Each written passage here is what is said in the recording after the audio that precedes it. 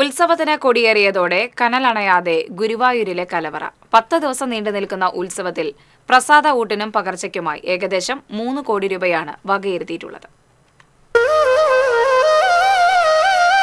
ഗുരുവായൂർ ഉത്സവ നാളുകളിൽ ദേശത്ത് ആരും പട്ടിണി കിടക്കരുത് എന്നാണ് പ്രമാണം.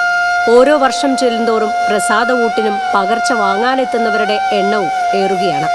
രാവിലെ കഞ്ഞി, മുതിര, ഇടിച്ചക്ക പുഴുക്ക്, പപ്പടം, നാളികേരപ്പൂൾ, ശർക്കരപ്പൊടി എന്നിവയാണ് വിളമ്പുക. ഒരേ സമയം 1000-ലധികം പേർക്ക് കഴിക്കാവുന്ന രീതിയിലാണ് പന്തൽ ഒരുക്കിയിട്ടുള്ളത്. വൈകിട്ട് ചോറ്, രസക്കാളൻ, ഓലൻ, പപ്പടം എന്നിവയാണ് വിളമ്പുക. പ്രസാദ ഊട്ടിന് വരി നിൽക്കുന്ന മുഴുവൻ പേർക്കും നൽകുന്നതുവരെ ഭക്ഷണ വിതരണം തുടരും. വിഭവങ്ങൾ ഒരുക്കാൻ അരി, ഇടിച്ചക്ക, മുതിര, മത്തൻ, കുമ്പളങ്ങ, ചേന, വെള്ളരി തുടങ്ങിയവ കലവറയിൽ ശേഖരിച്ചിട്ടുണ്ട്. പകലും രാത്രിയും ഇടവേളകളില്ലാതെ നിരവധി പേർ വിഭവങ്ങൾ ഒരുക്കാൻ അണിയറയിലുണ്ടാകും. 10 ദിവസത്തെ ഉത്സവം കഴിയുമ്പോൾ 5 ലക്ഷത്തോളം പേർ പ്രസാദ ഊട്ടിന്റെ ഭാഗമായിട്ടുണ്ടാകും. ഉത്സവത്തിന്റെ മുഖ്യ ആകർഷണമാണ് പ്രസാദ ഊട്ട്. ഉത്സവ നാളുകളിൽ ഊട്ടിന്റെ ഭാഗമാവുക എന്നത് ഭക്തരെ സംബന്ധിച്ച് പ്രധാനമാണ്.